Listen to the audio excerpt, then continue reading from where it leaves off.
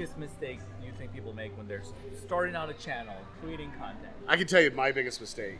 When I started my agency, I was just doing one-offs. And you can only do so many one-offs, and it takes a lot of time. And I remember getting a client, and we just had one-off after one-off. And I'm like, dude, I just worked for him like full-time, whatever. So I need to figure out a way to do residual and have different multiple streams of income coming in. And so one of the first things that when I was struggling and trying to really take my agency to the next level is like, how can I actually get people to pay me residually without any extra work? I love that. And then two, how can I diversify my income to have income streams coming in outside of what my client base is? And so once I was able to do, that's when I was able to scale and grow, because I had systems in place, I had automation in place, and then ultimately I leveraged that to really put me into a different category than just really freaking out that I don't have enough money for payroll, because it's like somebody didn't pay their bills. I agree. And it's just been great. I agree. What piece of advice would you give to somebody who's starting a company today, an agency?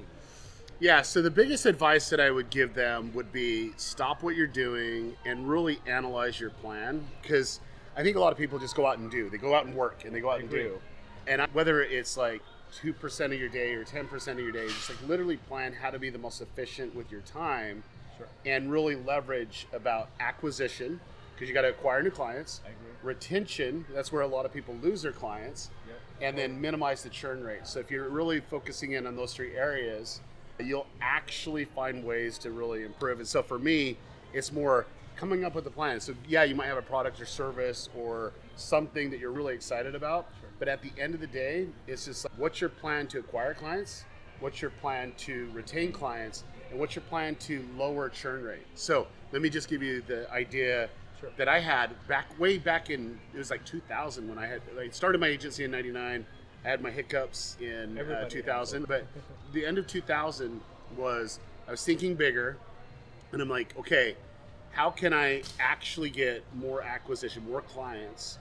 And I realized that it was the retention. So the moment that someone would say, Derral, this is amazing, I would stop him and say, I'm so grateful that you think this is amazing. I love what I do. Do you know anybody that needs my help? And I would get 3 or 4 referrals. And yeah, but I wouldn't have them just give me their names. I'm like, just connect me with them. So they're sending emails, they're doing text messages, they're doing the phone call. And then so I actually had a warm lead coming in, and ultimately those referrals would bring new clients in, and they are super happy. And then it just went into this referral feedback loop that I was able to grow. And so here's the biggest thing though. I've worked with Fortune 100 companies, and they've all come from referrals. I've never, ever. And I think that's how they shop too. That's how they shop. Exactly. It's who do you use? Oh, I use this guy. Okay. I agree. Think about this for a second. Okay, most ad agencies, they have to go do a pitch, right? 100%. They put a pitch deck together or whatever. And it takes time. There's no guarantee that they're going to make money. You're losing money. You can lose money. When I was pitching a company, Epic Games, they paid me $30,000 to give them a proposal. That is amazing. That is amazing. I mean, but that's what it is. It's like when you actually play in the big leagues, they'll actually pay you for your time to get the proposal ready. I agree. And so that right there is so key. They value your expertise. The Absolutely. You're begging for money. They're but it would never happen without getting referred. But also having the track record, because you're never going to get referred if you do work. I agree. One question. So there's so many people that talk about acquisition. I love that you brought up retention. What are some ideas to help retention? Because I don't think the marketing world talks about retention. Just you just did. Yeah. I believe that wholeheartedly. Yeah. There's no. If you're always acquiring and never retaining, you're going to be always in the scramble mode. I agree. I don't like the scramble. Do you like the scramble mode? I don't like the scramble mode either. Yeah. Like for me, it's more about retention techniques. Would be, what would I like? If I have services, what would I like? Clear communication on what's going on. If my service provider goes dark and is doing the work, I don't know if he's doing the work or not. I'm just paying the bills. I love that. And you can get automated reports. You can show the success rate of what's actually happening. You can show, hey, we've done this and this. But it's more helping them be a part of the process and knowing where they're at. Because there's no way people will cancel if they feel like they're getting great service. I agree. There's no value. The value proposition is there. Now you might say, Derral, I don't have time. If I'm always doing that, I can't acquire new clients. But what I'm saying is things can be automated. Believe it or not, reports can be automated. You don't even have to do it, but it seems like it's coming to you. Text messages can be automated too. You can do a lot of things that really can give them the information that they need. Now, check-ins. The reason why I like check-ins with clients is because that's a new way to acquire new clients. Hey, Derral, you're super amazing. What do I say? Hey, do you know 3 or 4 people that can help me? So the agency focus, we actually transitioned. We started with mom and pops. Right. We went out more bigger, mid-sized, bigger businesses, and then we went to Fortune 100 and then YouTubers and so on and so forth. But now we're actually, our agency, we select people that we buy into their company. So we'll actually buy 45%. No, not rev share. Like we literally buy 45% of their company and then we grow it.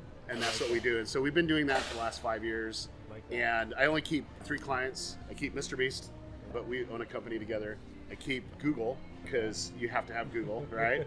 And I keep YouTube. So those are my 3 clients that I keep. And the only reason why I do that is because I get the latest and greatest from Google and YouTube. You know what to do. Yeah, and then just the star power of Mr. Beast always helps. Here's a bonus question. All right, that's it. You helped Myron Golden. Yeah. And I've been following Myron for a long time. He blew love up. Myron. And yes, any bits of advice that you can tell the world. I love Myron's. He's been saying the same thing. Yeah. Something you did. Yep. All of a sudden, something's happened. Same Myron. I know him very well. Yeah. So, And he doesn't embellish anything either. Right. He's just, no, this is the way it is. Now, what happens is when anyone approaches YouTube, they usually say, okay, what do I got? What do I have on video? And I want to just put it on YouTube. Sure. So this becomes a library of content and there's no strategy. And for me with Myron, I says, Myron, okay, first off, you cannot do done for you services. You have to be the creator. That's how YouTube works. You have to create it. You know your audience really well. Let's just define who your audience is. So that was the first thing. I told him that he couldn't use his email list. Like, absolutely not use your email list. He couldn't post it on social or Facebook or in groups. Absolutely not. And he's, why is it? And Myron's really good. He says, I'll be your best student, but he wanted to know why, and I was teaching them. But I also said he couldn't buy any ads. And the reason why is because the moment you put ads down on it, you're saying what audience you want to serve that ad, instead of letting the YouTube AI define who the audience is best for that piece of content. And so for that, and then a couple other things, he had to follow my content strategy. He was able to, in 1 month, it was like 28 days, get 56,000 subscribers. And now he's at 180,000 subscribers and really growing. And what's crazy is he's just on the pace to really take it to the next level. what do I got to do something? Read my book. It is available on Audible. I'm going to put a link in the description. Yeah, literally, it's super amazing. They can go to ytformula.com, and then they'll be sucked into my ecosystem too. That's so awesome. Thank you cool. so much. I All right, really man. appreciate it. Yep.